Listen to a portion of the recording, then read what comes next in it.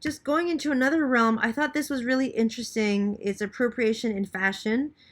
Um, Dapper Dan, he had he was a fashion designer in the 1980s when hip hop was really starting to evolve.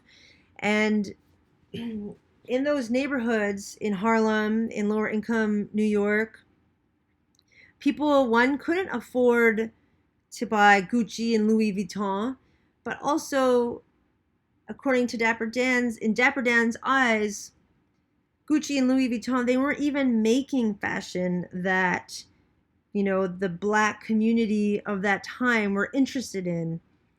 They wanted the, prestige of the brand, but it wasn't even a style they were into. So what he did was he took the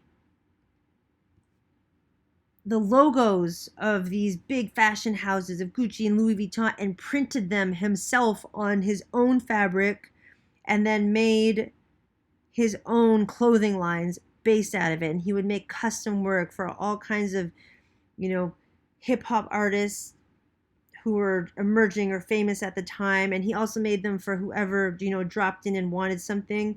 He made this in 1989 for Olympic gold swimmer Diane Dixon. He took the Louis Vuitton print, printed it on his own leather, and then made this gorgeous jacket. And then years later, like, what is that? Like almost 30 years later or something. I'm not doing math right now. Gucci appropriated, they straight up ripped off Dapper Dan's design. So it's interesting because Dapper Dan appropriated the Louis Vuitton logo, made his own design, and then Gucci ripped off his design. There was a lot of outrage from people in the fashion community and people in the hip hop community, um, you know, be, because this was, Gucci ripping off Dapper Dan, which continues to happen. Big fashion houses, big fashion brands ripping off designs of indie artists continues to happen. I know some who have been ripped off. So, but this, in a way, had a happy ending because in 2018, Gucci ended up teaming up with Dapper Dan and they made their own line. I mean, looking at this, where would you, like, when do you think this was? Where was it?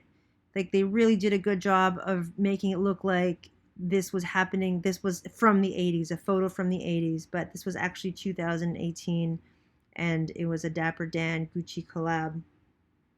So I thought that, looking at fashion appropriation, I mean, appropriation happens in all media, but I think that this is just like an interesting story and really brings us back to, the the idea of appropriation in media and visual literacy. If you get a chance, there's a documentary on Netflix that came out recently called The Remix: Fashion and Hip Hop, and it is like seeing Dapper Dan's story and seeing the evolution of hip hop fashion and what was happening at that time. And there's a lot of, themes of appropriation, but again, like, people, black fashion designers making something really their own and something new out of the things that they were appropriating from. And that's all I got today. Thanks for listening.